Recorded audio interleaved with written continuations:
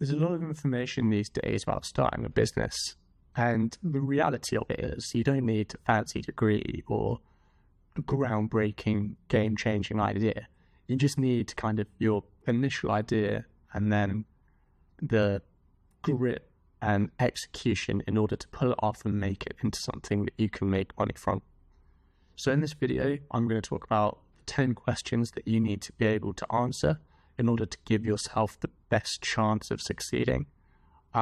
So no extra frills or anything like that. It's just things that I've used with customers in order to kind of build their businesses from scratch and then grow into something that can be sustainable in the long term. So what you are selling. So this will generally fall into two camps. And these are a product or a service. However, for both of these, the sole purpose is the same. You need to be able to boil down what you're doing into one single sentence. And if you can't do this, and I ask you, what does your business do? And you go off talking for minutes about tangent and different features and things like that. You don't have a business, you have an idea still. So when it comes to selling your product, having this one sentence pull is so important for your marketing and your sales as well. Because then if I'm on the phone to someone and they say, what do you do? And I say that we deliver marketing strategies for events companies, or we sell accounting software to construction companies. They know exactly what I'm doing, and I don't need to tell them anymore. If they have any questions, that's when they can ask them. But what is also important is if you're looking to raise money, for example, you need to be able to say exactly what it is that your company does. You can't just go talking on about some AI feature that you're planning on bringing in or something like that. You need to say, this is what it does. So who are you selling to? This is something you've probably heard 1,000 times before from anyone that's talked about starting a business. And that is, you just need to find a niche. So you can't sell to everyone. So cater what you're offering to someone specific. So the few questions you've got to run to kind of figure out who it's going to are the demographic. So how old are they? Where are they from? Like, what gender are they? And then how much money do they have? Are they going to be able to buy what you're selling? Is it too expensive? Because if it is, then maybe you've got the product in the wrong market or pitching it to the wrong person. And then the other thing is, what specific problem are you solving for that customer? So people don't pay because you've got an amazing product or service. They pay because you can fix their problems. So what you're going to do is create an offer towards this person which solves the problems that they want fixing. Who are your competitors? So early on, the competitors are your best friends. These are the guys that are proof that what your product is there's a market and a demand for it. So you need to study them. You need to figure out, what are they doing so well? How are they keeping customers? But what would you improve? Because that's where you're going to be able to steal a market and enter a customer. Because what you have when you're entering is agility, which they don't have. Okay, big companies, they might have processes and things that they need to do in order to facilitate change.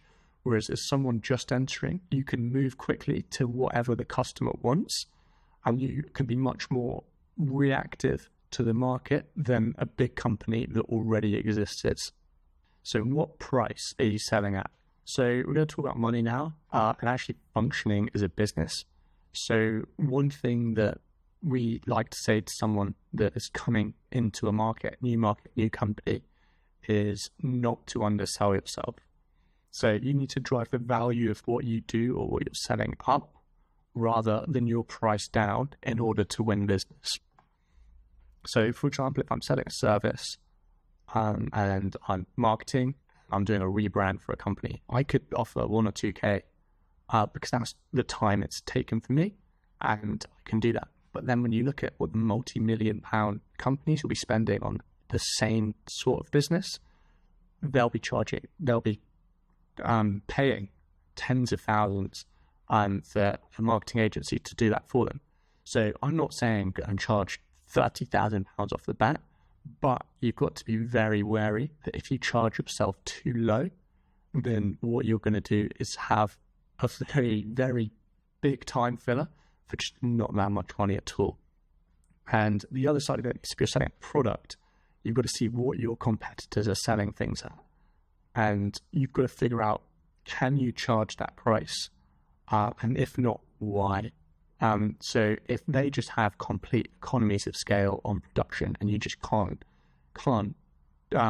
charge customers that much or as little as what they do, then what you'll do is find that you could just be priced out of the market from the off. So while it may be a great idea to come in, you just can't afford it. And this could be a very big mistake in the long term if you go in and you just can't compete on price, because you end up losing a lot of your time and also your money. How good is your product? So this is such an important part of having a sustainable business, because a good product will maximize the lifetime value of your customers. And that is what will keep you in business for years, not some fancy marketing strategy or huge sales machine. So if you're selling a product, what you've got to figure out is it better than your competitors? And if it is, why? And when you've got that why, you've got to let people know. And you've got to look at this really honestly, which can be quite difficult, as you're always going to be biased looking in at your own company. But in order to tailor your offering in order to your target audience, you need to have a really honest look at kind of how you can improve what you're doing and how you can be better than the existing customers or the existing companies offering this on the market. So one of the best ways to do this is just feedback. I think a lot of people don't go to the effort of collecting feedback, and they don't go to the effort of listening to it and then acting on it. So what you need to do is listen and start developing your product. So one of the ways that I like to look at it is that product development doesn't start when you put a product to market. It starts when it goes on market and you get real feedback from the people that are using it, because that's when you can really start to grow your product and company or service into a kind of long-term sustainable sort of structure that you want to see, rather than just kind of making a quick buck and trying to get in and out of a market, because it can result in quite a costly mistake. So why is it different? Now you've got your product and idea, you need to stand out from everyone else. So one of the ways I like to look at things is just find the most cynical person you know and basically just say, look at all these companies, tell me why this one is better than the other ones. And you basically just want them to kind of be as brutal as possible. So then you can really understand what sets you apart and what's different about you compared to the others, because you need this person to do it, someone that can be honest with you early on, rather than getting to market thinking you've got a super unique product, but actually just looks exactly the same as some bigger competitor, which has more reputation, money behind it than you do.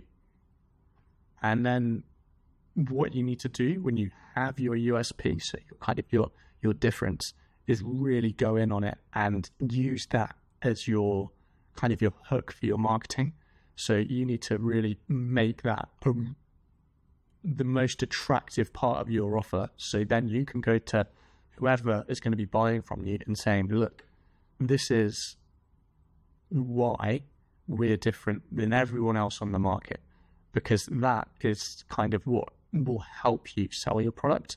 Because if you're just saying, oh, we're the same as everyone else, then you're kind of just going to look at that and think, well, okay, so why am I actually going to buy from them? Whereas if you can talk about some amazing values you have, or the kind of how the unique features that you sell that other people don't, or the materials they're using to source your products, or the level of service you can deliver, so whether you can over-deliver on promises, then that's when you're really going to start to differentiate yourself from the rest of the industry.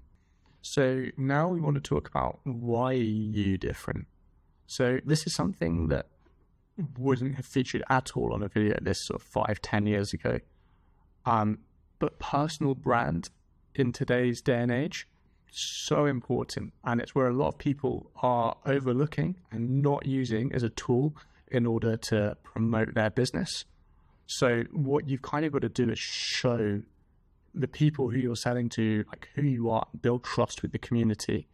So then they feel like they're not just buying from a faceless company, but they're buying from you as well, which kind of helps build that loyalty with customers and that lifetime value.